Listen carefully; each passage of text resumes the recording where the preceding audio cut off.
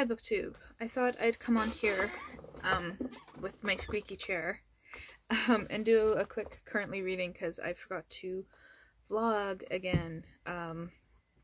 So I finished a few books recently.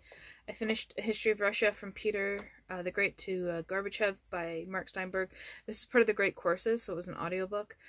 It was okay. You could see he really was interested in the revolution, so we spent a lot of time there as opposed to, you know, the actual, like, the czars and everything like that, which he kind of went through quite fast. Yeah, and skipped over a lot of the more interesting things I found.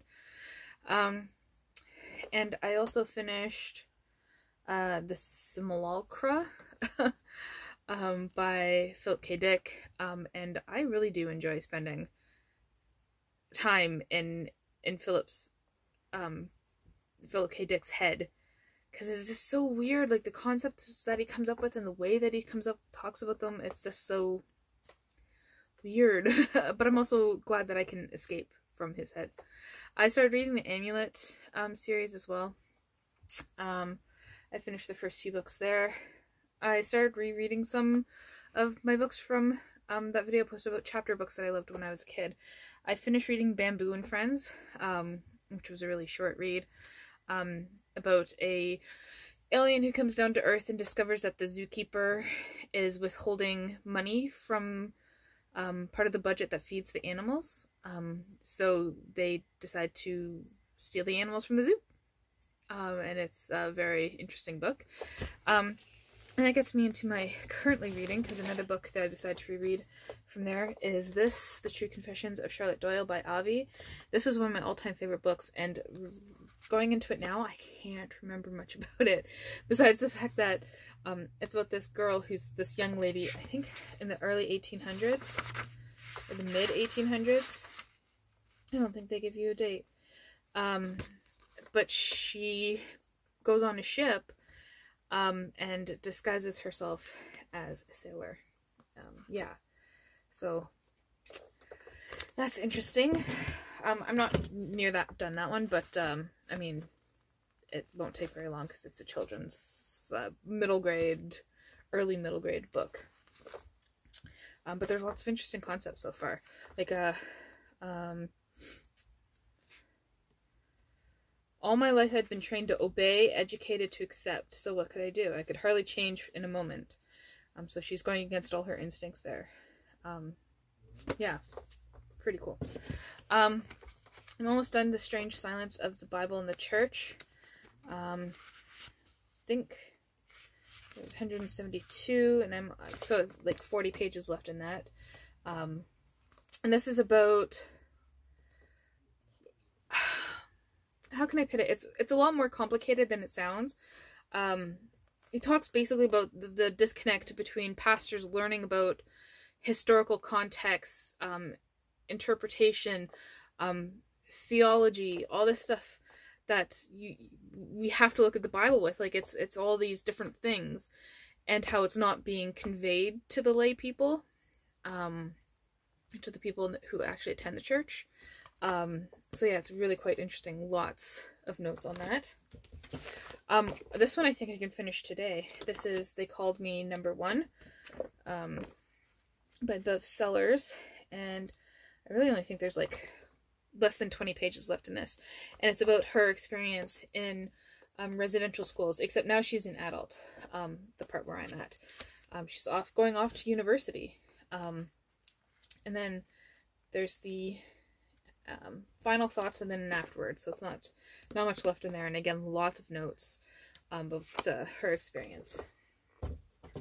Then I'm also reading Beloved. I'm reading a lot at once. I'm finding this really is working for me, reading all these books at once. I'm just reading like crazy, because I'll read like a chapter of this, and then I'll be like, oh, okay, I don't want to read anymore, so I sit down and pick up a different book, and I read a chapter of that, and it's like, you know, hopping through different genres and everything. And this one, I still have like 70 pages left, but it's one that I gravitate towards. And this is about Sethe is how I pronounce her name. I really should look that up at this point. But I've been saying that so long I probably wouldn't even correct myself. I'd have to, though. Anyways, Sethe has escaped from slavery, and she's kind of dealing with all the aftermath. But it's also about a lot more than that, but I don't think you should know any more about it than that going in. And there are tons of notes in here, too. I've been tagging like crazy. And then on my e-reader, if this will show up, yes, I'm reading Satellite People by Hans Olav Lahlum.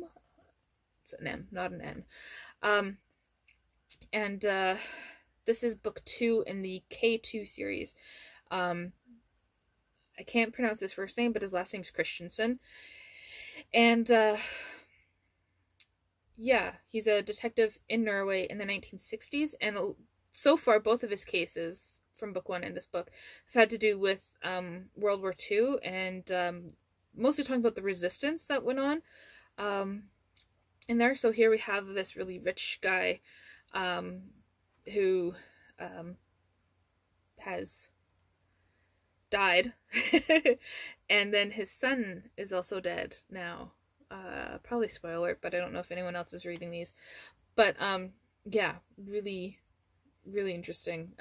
Really straightforwardly told. Like there's no flowery language, nothing. It's just like, this happened, this happened, this happened, this happened, this happened.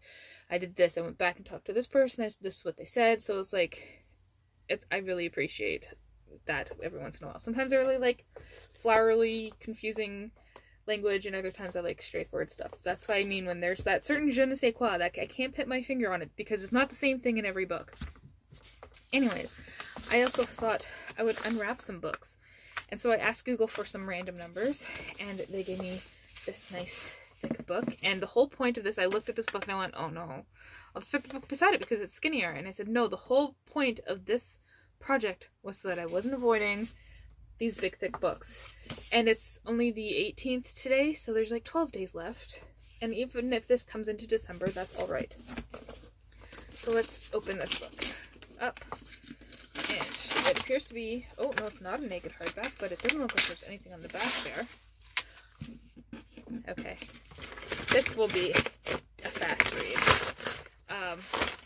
This is The Pale King by David Foster Wallace. You may know him from Infinite Jest. And I said it was naked hardback because the back here is, sorry, just getting rid of a notification, is blank. So this one is, the agents at the IRS Regional Examination Center in Peoria, Illinois appear ordinary enough to newly arrived trainee David Foster Wallace. But as he immerses himself in a routine so tedious and repetitive that employees receive boredom survival training, he learns of the extraordinary variety of personalities drawn to his strange calling. And this is unfinished because he died before he could finish it. I don't know how much longer it would be if he had finished it. But yeah, so I'm looking forward to reading another David Foster Wallace, I guess. And because I'm very close to, like, I should be finishing, like, these 3 books sometime today, or at least 2 of these books today.